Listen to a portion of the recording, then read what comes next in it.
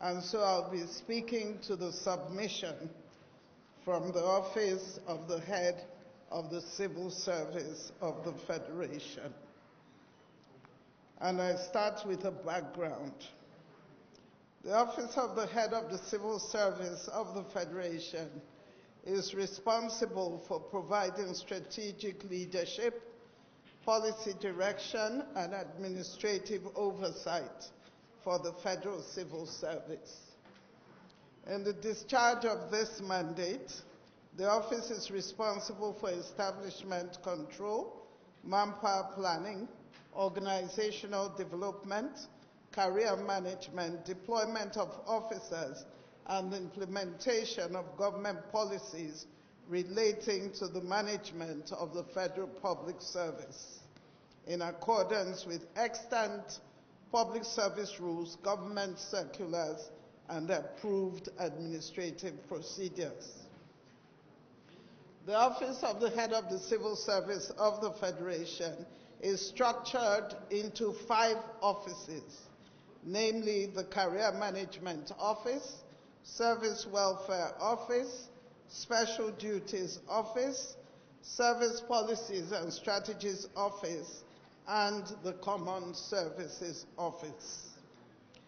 Mr. Chairman, the submission today actually touches on 3 of these 5 offices, and they're the Career Management Office, which is responsible for matters relating to career progression, postings, deployments, capacity development, and succession management within the service. The Special Duties Office manages the Federal Secretariat and allocation of office space. This office would like to take them one after the other. So the first question, or the first information rather, that this office has been asked to provide is the details of approval, establishment, and administrative structure of Presidential Foreign Intervention Promotion Council. And this is our response to that. The approval and establishment of agencies is not within the purview of the Office of the Head of the Civil Service of the Federation. However, the OHCSF is responsible for approving the administrative structure, that is, the organizational structure of federal government agencies. From our records, the council in question submitted a request to the OHCSF for approval of its organizational structure on the 6th of August 2025 without providing the requisite documents. Consequently, the request was not granted. A copy of the request documents from the council is attached and marked as Annexures 1A to C. The second question or information required is the established administrative practice for issuance of authorized establishment. And to that, would like to say that the issuance of an authorized establishment is undertaken through an established administrative process coordinated by the Organization, Design, and Development Department in the Service Policies and Strategies Office of the OHCSF. The process commences with the issuance of a call circular inviting ministries, extra-ministerial departments, and agencies to participate in the annual manpower budget defense exercise. During the exercise, bilateral engagements are held with each organization to review its manpower requirements. Following the bilateral engagements, The requests are subjected to technical assessment by officers of the department and recommendations made. As an established administrative practice, requests are not forwarded individually for approval immediately after each engagement. Rather, requests received from participating organizations are collated, and once they constitute a sizable number, are grouped into batches for processing and submission through the appropriate administrative channel for consideration and approval by the head of the civil service of the Federation. Upon approval of each batch, the Organization Design and Development Department issues the corresponding authorized establishments to the affected organizations. Procedure for newly established organizations. For newly established organizations requiring an initial workforce, requests for an authorized establishment and a provisional recruitment waiver are processed concurrently. The rationale is that the authorized establishment provides the approving staffing structure and authorized positions, while the provisional recruitment waiver permits the organization to recruit personnel into those positions. It is pertinent to note that the provisional recruitment waiver is used to process approvals at the Federal Ministry of Finance and the Federal Character Commission. On receiving relevant approvals from the two MDAs, the applicant agency comes back to the OACSF for its waiver to recruit. Now, the documentation required from newly established organizations are any of the following. One is a letter of appointment of the Chief Executive Officer or Principal Officer. Two is the Establishment Act. Three is the enabling legal instrument establishing the organization or any other relevant document. Procedure for existing ministries, extra-ministerial departments, and agencies. Mr. Chairman, honorable members, for existing MDAs, the following documentation is required: for authorized establishment, nominal role, organizational structure, and proposed manpower requirements by cadre, salary grade level, and number. And for a recruitment waiver, evidence of budgetary provision, forwarding letter from the supervising ministry, list of exited officers, justification for recruitment, copy of the current authorized establishment, and gross monthly personnel cost of the organization. Now I'd like to go on to discuss the interaction of the Office of Head of Service with the agency in question. During the 2025 annual manpower budget defense exercise, representatives of the PEAC/PFIPC, led by a lady who described herself as the Deputy Director Administration, appeared before officers of the Organization Design and Development Department during the organization's bilateral manpower defense. During the engagement, the officials informed the department that the organization was participating in the manpower defense process for the very first time. They further explained that the organization was operating substantially with officers deployed or seconded from other government institutions and required an authorized establishment to facilitate the engagement of substantive personnel. the officials informed the department that 14 officers, including the Director General, the Chief Executive Officer, were already on ground and requested the issuance of an authorized establishment together with a recruitment waiver to enable the organization to commence full operations. The proposed staffing requirements covered senior and junior staff and also made provision for transfers and secondments in accordance with government practice. In support of his request, the agency in question submitted the following documents during the bilateral engagement. 1, photocopy of a letter of appointment of the Director General / Chief Executive Officer, which is hereby attached and marked as Annexure 2.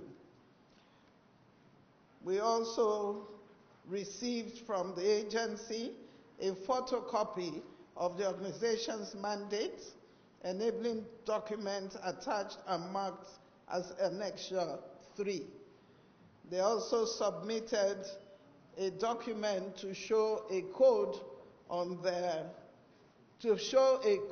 that they were already earmarked in the budget. The foregoing documents form the documentary basis for the consideration of the request during the manpower defense exercise. Following the bilateral engagements with PEAC-PFIPC during the 2025 annual manpower budget defense exercise, the request was reviewed by officers of the ODD and in accordance with the office's established administrative procedure. As is the practice, requests from ministries, extra-ministerial departments, and agencies during the manpower budget defense process are collated after the respective engagements. Once the requests constitute a substantial number, they are grouped into batches and forwarded through the appropriate administrative channel for consideration and approval. Accordingly, the agency's request was incorporated into the 4th batch of submissions for the year, alongside similar requests from other participating MDAs. The 4th batch comprised 88 ministries, extra-ministerial departments, and agencies, including the agency in question, and was approved on the 18th of July 2025 by the Permanent Secretary, Common Services Office, who was overseeing the office of the head of the Civil Service of the Federation at that time. Following the approval, the ODD proceeded to issue an authorized establishment to the organizations covered by the 4th batch approval. A copy of the approval is attached as Annexure 4. Pursuant to the approval granted for the 4th batch of submissions, an authorized establishment with a total workforce of 314 positions comprising 14 existing officers and 300 additional positions was issued to the Council. The records of the ODD further confirm that the authorized establishment was collected on behalf of the Council by a certain gentleman who represented the PEAC-PFIPC. A copy of the issued authorized establishment is also attached as Annexure 5, while a copy of the identification card of the officer who received it is also. Secondly, it is either it has an act establishing it or there is an executive order to that effect. That is the basis upon which a budgetary code is created and given. Now, I've seen from your submission that the Enabling Act that was presented to you was fake. Fake. It was not. It was not. Yeah. It was not original. That's what she said in what I read. Now, in line with the Act Authentication Act, you can leverage your lawyers if they are in line with the excellent provisions of Act Authentication Act. How was it possible for you to have just okayed that document without really finding out whether it is genuine? You are an experienced permanent secretary. I worked with you in education before you went to, and there was a similar thing, issue with your predecessor in education. So in line with the Act Authentication Act, provision of authority, how was it possible that you couldn't verify and you cleared them up from the initial stage for inclusion into the budgeting process and other without verifying that this law is not, the act is fake? Thank you. Was fake. So the process required these documents to be presented to the officers that were to receive them and to assess them. Unfortunately, those officers, there was no lawyer amongst them, so they just saw that document. It looked like it looked like an act.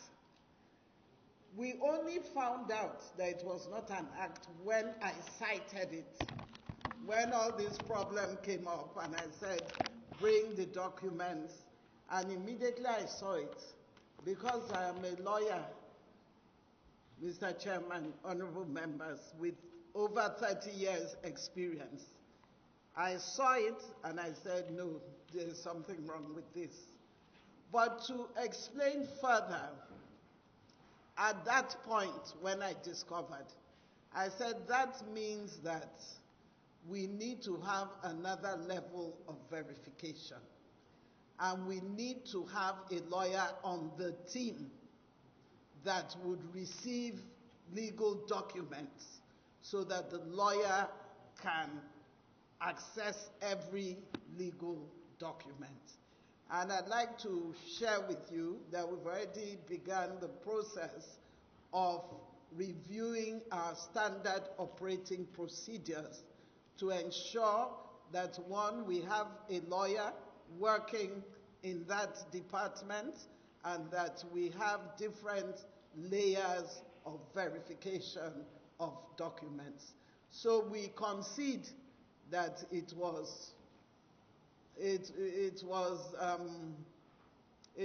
we didn't do the best we ought to have done in cross-checking that document at the time it was presented.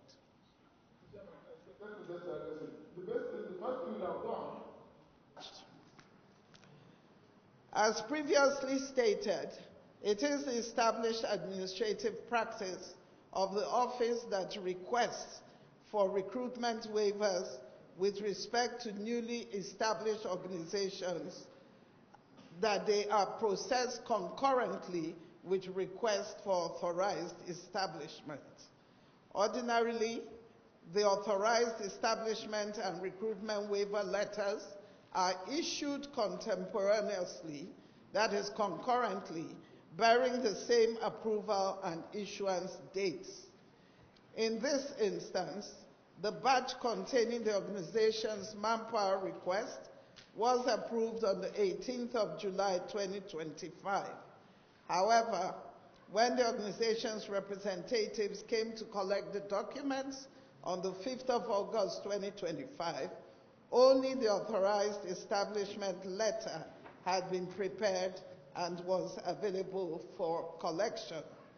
Subsequently, The waiver was issued on the 7th of August, 2025. It should be noted that the fourth batch of the approved authorized establishment was processed using physical file due to the fact that the office's enterprise content management system was down during the period. It was observed that the document presented by the Council as its enabling law or legal instrument did not really carry the requisite features which we later discovered.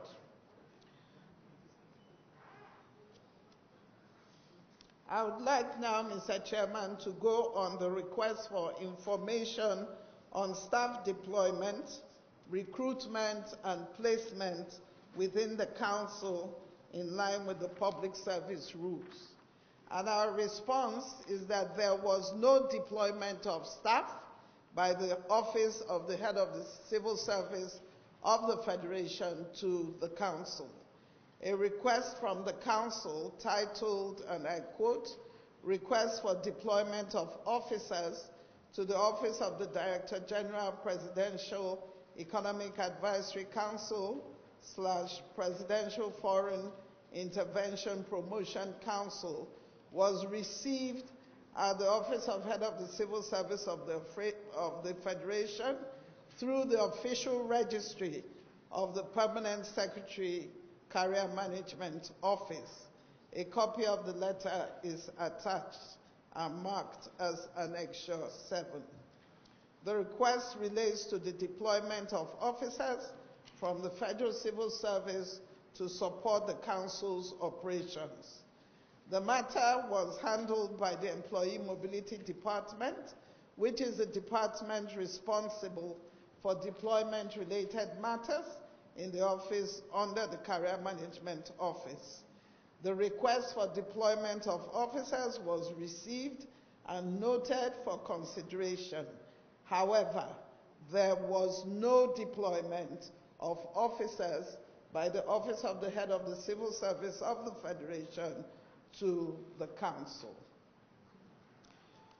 We also wish to state that recruitment and placement of staff in agencies or into agencies is not under the purview of the Office of the Head of the Civil Service of the Federation. It is the responsibility of the agencies to recruit and carry out proper placement of their staff. On the request for information on evidence of compliance with circulars, guidelines, and directives on the creation and running of special purpose vehicles and presidential councils, our response is as follows. Matters relating to compliance with circulars, guidelines, and directives on the creation and running of special purpose vehicles and presidential councils do not fall under the purview of the Office of the Head of the Civil Service of the Federation. These, however, fall within the purview of the agency itself or the Office of the Secretary to the Government of the Federation, as the case may be. On the information of details of conditions of service, remuneration, and emoluments of personnel attached to the Council, our response is as follows. While the Office of Head of the Civil Service of the Federation has responsibility for approval of conditions of service of agencies, there is no record of such a request from the Council.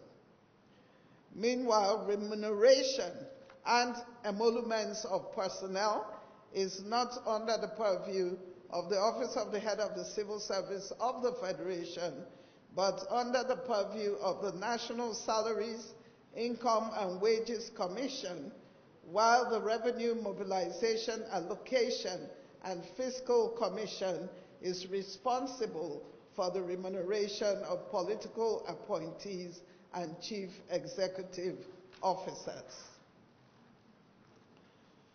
On the request for clarification on the reporting lines, supervision and oversight mechanisms for the Council within the civil service structure, our response is that the reporting lines, supervision and oversight mechanisms for the Council and other such agencies are not within the purview of the Office of the Head of the Civil Service of the Federation.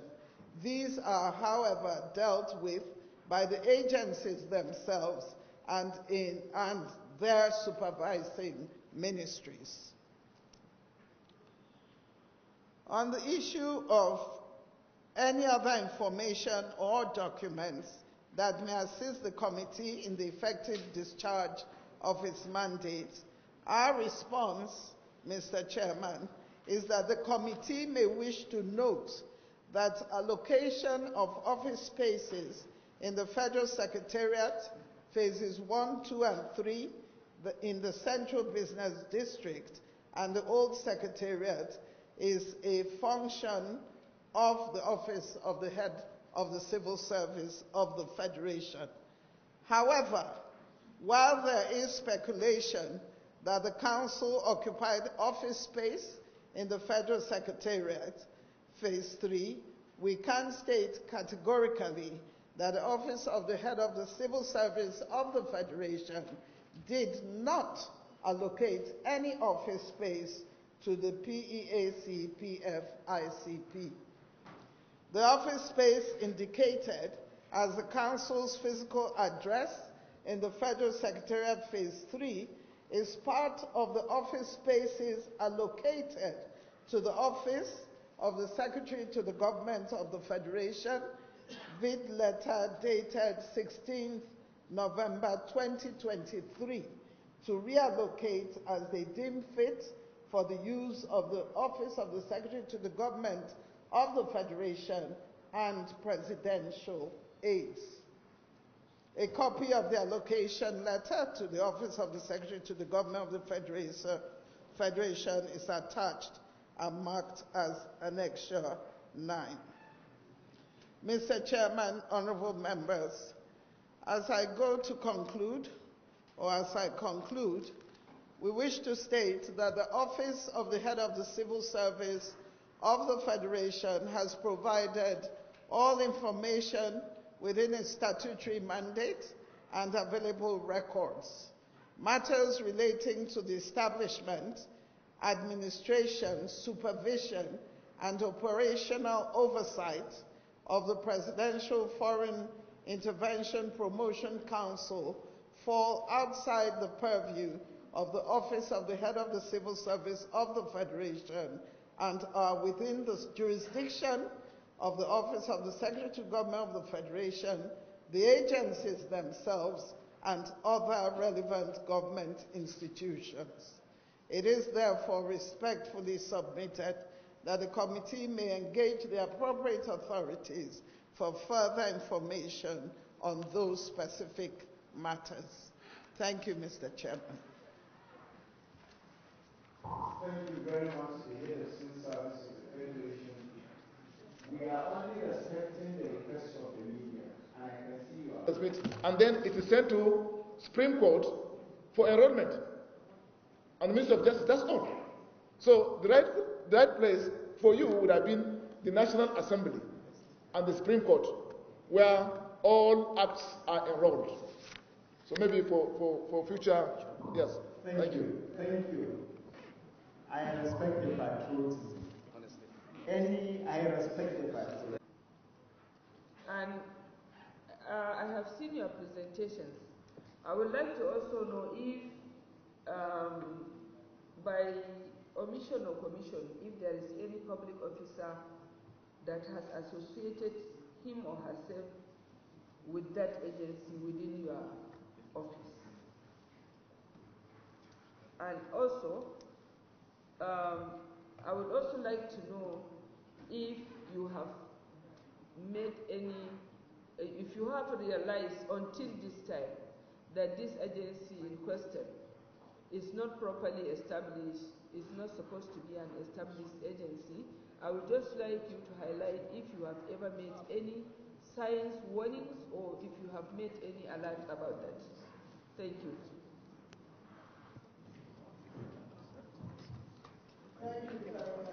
Deployment of staff, which we did not deploy staff. The one asking for,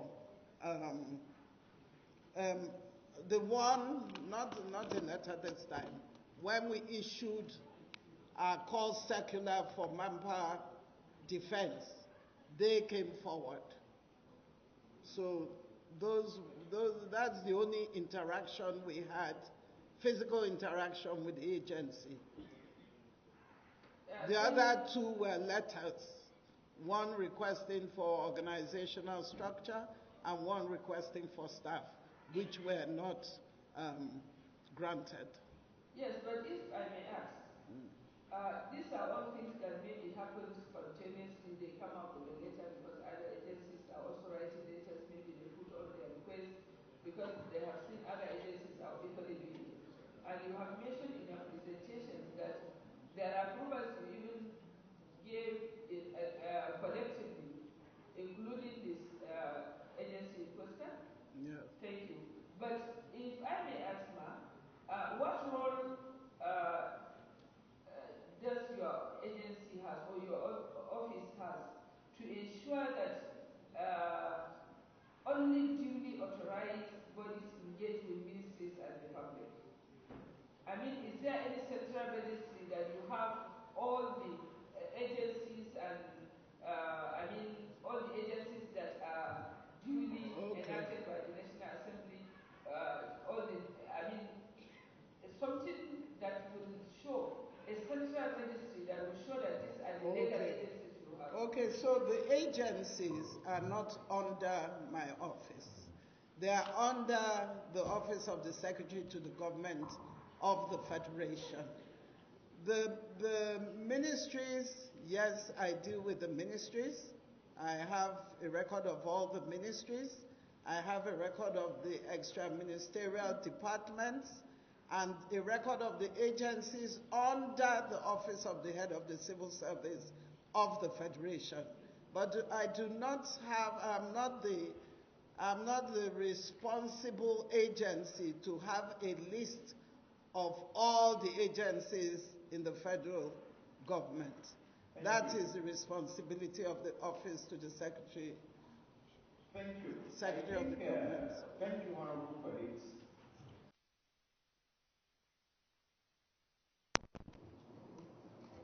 As the chairman, you have told us a lot of things.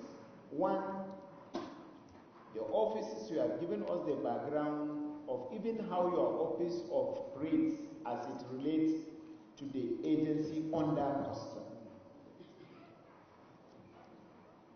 Discussing the career management office, the employee mobility department, you've explained, and what have you. You have specifically responded to the questions we raised in the letter we sent to you.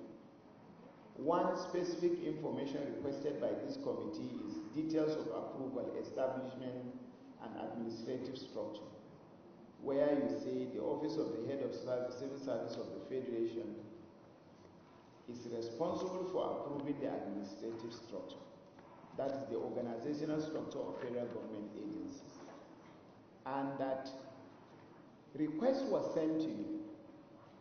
You cited the date, 16 August 2025, 6 August 2025, and you did not hide, you gave us the evidence of the request that was given to you by that agency in custom. And the request to me, based on your evidence, is signed for the Director General, but by Prince Adene Adeyemi, but somebody signed for him, isn't it? One question that I want to put it at the back of your mind is, we want to know who signed this request. You are the head of civil service of the Federation. You are going to help us work with Nigerian people. You are working with the Nigerian people. We want to know who authorizes the request for organizational structure for the IGP-PFIPC, the Presidential Foreign Investment Promotion Council. That letter of 6th August 2025, it wasn't the DG that signed, it was a staff that signed for him. Who was that? That is important. Your secretariat staff can take note of that. In the subsequent information that we want from you, we want you to find out. I have 2-3 things that I want you to do. Go ahead, go ahead. No, at all. Okay. Yes, sir. That's where you will know, because we have other places that you cited names of individuals that came. Yes, we know those. One, the request was met. Yes. 2, another request in respect of waivers. Yes. Some staff executive assistants, I have seen them sign. Yes. 1, let me be clear. This letter is in circulation. The so-called letter of his appointment, which you attached to us, by Femi Bajabiamila, the chief of staff to the president. The request for organizational structure was said to be signed by a staff or non-staff F. So we may, when we have all those evidences, thirdly, your second evidence that you are helping this committee with is the so-called, I'm very sorry to say that, because I'm a parliament, I know what a law is and what a law is not. So the fake document that looked like an act of the National Assembly, our act is never like what is being presented to us. That one too was presented by someone. Why I'm explaining this, haven't allowed members to ask questions, is for the Nigerian people to know that the fake document related to these agencies are so many. The letter of the 16 requesting you to approve organization structure, which in your wisdom you decline, God bless you, is said to be signed by someone. Act that was put together by someone, not by the National Assembly, which is not gazetted. The act that is gazetted, the first thing you will see on top of the act is the Federal Republic of Nigeria Gazette. It is not mentioned here, like my senior colleague have said. Then we have other information. Requests for waivers. Requests for waivers, you mentioned the name of a woman that came, Mrs. Patricia Akibe, to ask for the request for waiver. We want to partner. This committee will write to that particular woman. But I am very sure if you will be honest like you are, you will help this committee. Patricia cannot submit letter to your head of department without anybody in your office having the telephone number of the person that submit the letter. Yes, yes. So Patricia,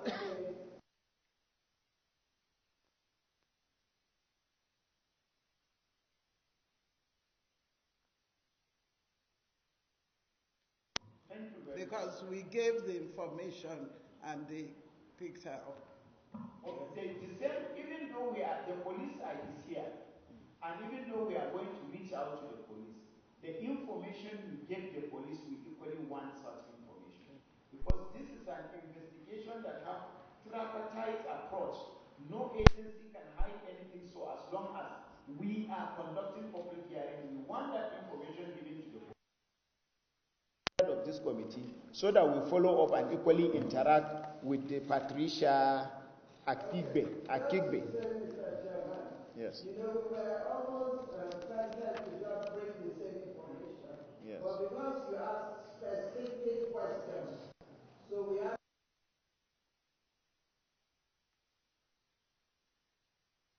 It's all the information we have. Okay. Yes. Now, the Director General and Chief Executive Officer highlighted it. It was approved by bilateral engagement because you don't approve one agency after another. A whole agency which is on.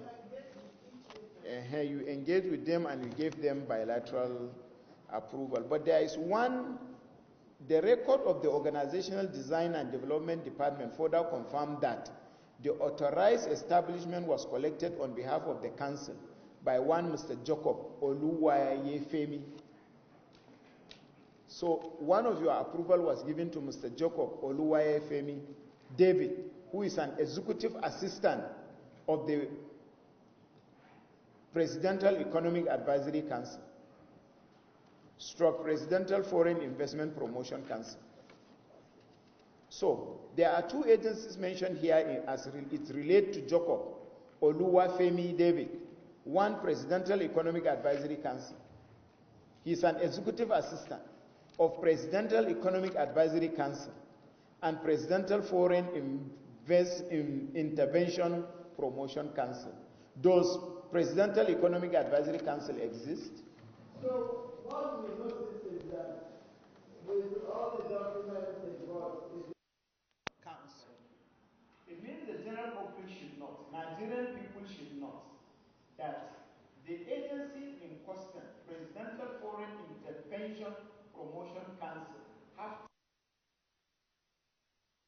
Presidential Economic Advisory Council / Presidential Foreign Investment Intervention Promotion Council. But can you help us? Do you have any information as to where Mr. Jacob Oluwayefemi David worked, or you have handled him the same way you handled the other lady as it relates to the issue of the police? okay, so we just gave the information about the two persons that the office interacted with. We gave it to the police and that's it. Okay. We don't know where they are. Please, don't look for them, but help us with the information you gave on those two. It's a new request now. It's the same information. Here. Yes. Okay. The clerk, take note, please. Write to the police. We need detailed information. So the connection concerning record, Oluwafemi is connection 6, because that document is a photocopy of the ID card that he presented. So the officials made a copy of the ID card before giving in the recruitment. The recruitment. Clerk, sit down, please. I don't want you to be divided. It's very important. David's identity is here, but Mrs. Patricia Ekpigbe's identity is not here. But the Office of the Head of Civil Service did well.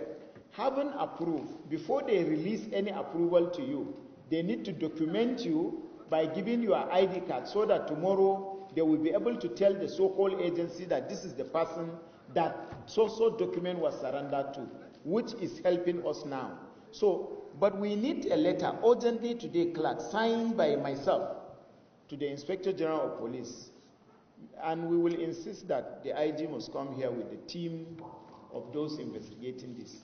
If EFCC, ICPC are coming here, CBN are coming with authorized letter, I think we will need the IG to come here and lead the team in telling us what happened to these two people, because this investigation cannot be perfectly established. We are at the level of establishing where we are heading to. We must interact with Mrs. Patricia Ekpigbe as well as Mr. David Jacob Oluwafemi. And again, you are widening, the information you are giving us is giving us more work, because we thought we are investigating one agency. We didn't know that the name of the fake agencies are two in one. They always put Presidential Economic Advisory Council / Presidential Foreign Intervention Promotion Council. And yet his letter of appointment does not carry that Presidential Economic Advisory Council, but if they are writing to agency, they will include one other agency. He was a DG to two different agencies. We can, based on the evidence before us, he was a DG to Presidential Economic Advisory Council, as well as a Director General to Presidential Foreign Intervention Promotion Council. We have all the facts here. So thank you, clerk. Write to them. Write to Federal Character, because the approval for waiver given to them have extended to budget office and federal character. So for this investigation to equally have a very clear procedure, like if the Director General of Budget Office and the Minister for Budget and Economic Planning will come to speak to us like you, I believe Nigerians will know the truth, and the truth, the right thing is going to be established.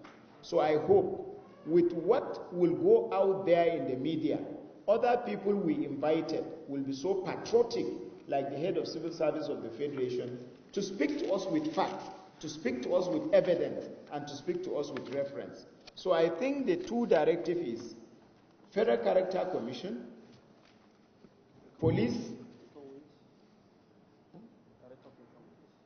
yes, Director of Salaries and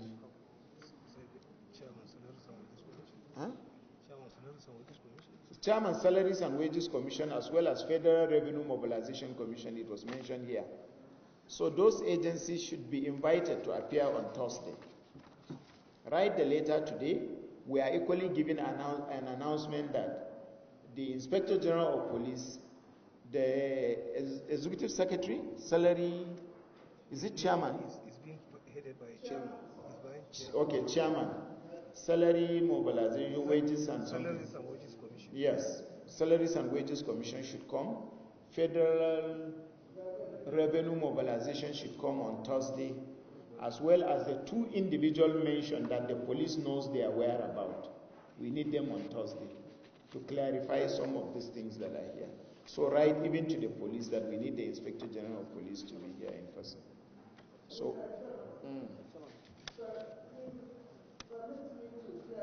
budget was put, the council was put on the budget, not by my office, definitely, because we don't have the power or authority to do so.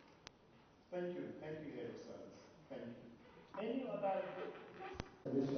This area, while there is speculation that the Council of Private Offices in the Federal Secretariat is paid, we can state that the Office of Head of Service did not allocate any office space to the PEAC/PFIPC.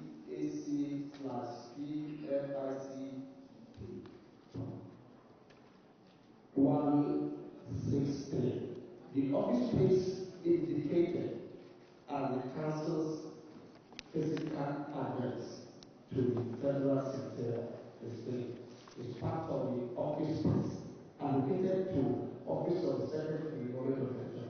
Are you telling this committee indirectly that we should ask Office of the Secretary to the Government of the Treasury about the Honorable colleague, she can't tell us to ask.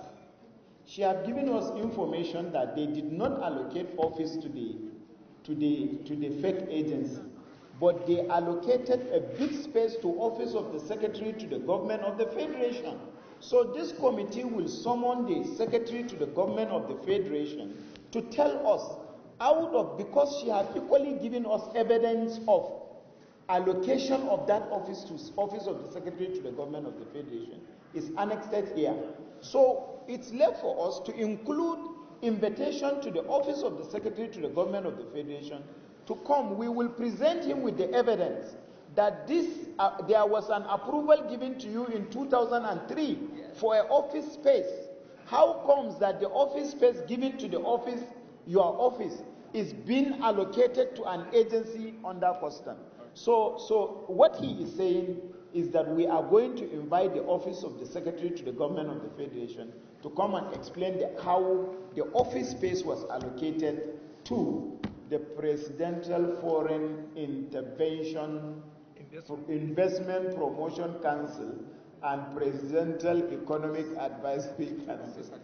I don't know. So we will invite the Secretary to the Government of the Federation, include him as part of those to be invited, although he have our pending invitation. So specifically, in addition to the information, we are asking the Office of the Secretary to the Government of the Federation to avail this committee. We are equally attaching an addendum to explain how the office, since the head of service have recused herself completely from the fact that they did not allocate that space to that agency, they allocated it to SGF. So the office of the SGF, not attacking SGF. His office should explain to us how that office allocated to him was reallocated to another agency. Any further question? We have other agencies too. So I hereby rule that one, office of the head of service, office of the, let's rule and rule again before we forget. Office of the Secretary to the Government of the Federation, in addition to the first letter sent to him, to appear before us and explain with some document, there is further revelation that the office that the fake agency is occupying was earlier allocated to the office of the Secretary to the State Government. So it is not the office of the head of service that allocated it to the agency in question, rather the office of the Secretary to the Government of the Federation. Is it the opinion of the honorable members that in addition to the earlier request, the Secretary to the Government of the Federation should appear with additional information as to why that office was allocated? Is it your general view? Any contrary? It has been approved that Secretary to the Government of the Federation, in addition to the first invitation, should appear before this committee to explain how the office was allocated to the agency under investigation. Secondly, it was also agreed that Federal Revenue Mobilization and Fiscal Commission, Salary and Wages Commission, Budget Office, which is the second invitation, and thirdly, Federal Character, should appear before this committee again in addition to the letter sent to them to explain their understanding of the controversy regarding the whole of this thing. Is it the opinion of honorable members? Thank you. They should appear, all of them, on Thursday by 10 a.m. So, Dr. Zainab Gimba, before we move to CBN and other?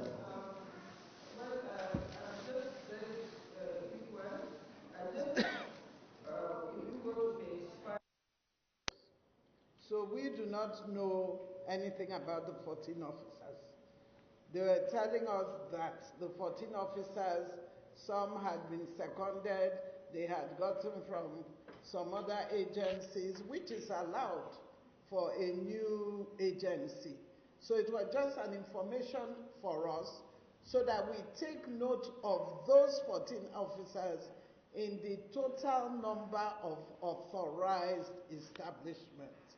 So the authorized establishment is made up of existing officers and then the permission to recruit the extra officers. My question is that, yes. Are you the one that authorized the 14 officers? Oh, not at all. We don't know anything about it. Who authorized them and from which agency were they seconded? It's really not our responsibility, ma'am. Because the agencies have the authority to take secondment. Every agency has the authority to second any of his staff to any other ministry or agency without going through the office of the head of service or the head of the civil service. Ma'am, they did not send to any other place. These were the staff. Being a new agency, they needed people to start. So these are the staff they on their own sourced for. Thank you, ma'am. So we don't know anything about those staff. Thank you. A big answer to Dr. Zainab is they on their own. And this is where we are here to us. But be that as it may, our engagement cannot be done without you. So we will take the whole of this week in engaging other agencies like Federal Ministry of Finance, the Minister of Budget, the Director General of Budget, the other agencies, Salaries and Wages Commission, Federal Revenue Mobilization and Fiscal Commission, and what have you, so that we finish this week. By the time we hear from all agencies, we can now summon you to come and have an engagement with all the agencies so that whatever agencies say, we will summarize our submission before them and find a way out. So I will rule that we may not invite you back until Monday next week, so that it will take us, we equally understand that it's not a hidden news that you have National Council on Establishment. I don't know if it's possible, even though I don't know, if the question of she said she didn't approve that. We will get it. We will get it. I don't want us to loom everything on the head of service. We are calling accountant general who have deployed staff there. We are calling some of these people that are already, the police knows their whereabouts. So if the officers we need are from the head of service office, we can give a clear instruction here that provide the officers that are working under you. But we have the powers, I assure you, of getting those 14 officers and the so-called 300 or 200 workers that are working with that agency. We will get there, small by small. But if you now say, head of service, go to the agency under custom and begin to find out where is this, where is that, I don't think that will be fair to her to look for. She has given us information that, in fact, the two she mentioned in her report, she said we should ask the police. And the police are listening, they are here. So we will get there, sir. I assure you. Yeah, I quite understand. So we're going to invite her because she has taken her best. But I'm supposed to have permission that she can also call her staff to present themselves. In case there's any issue related to their office. Yes, she will leave one representative that will be listening to be briefing her. Whosoever she chooses to say that he should be attending our sitting to represent her, someone that may not be needed in the ongoing National Council on Establishment. But for the next week, we will need her physically to be here. So I rule that she should be here on Monday next week, and her staff should be present in all our sitting to observe and be updating her so that any information that we will need from her as a result of testimony of other agencies, the staff can communicate to her. I so rule. Thank you. Thank you, head of service. You may wish to take your leave.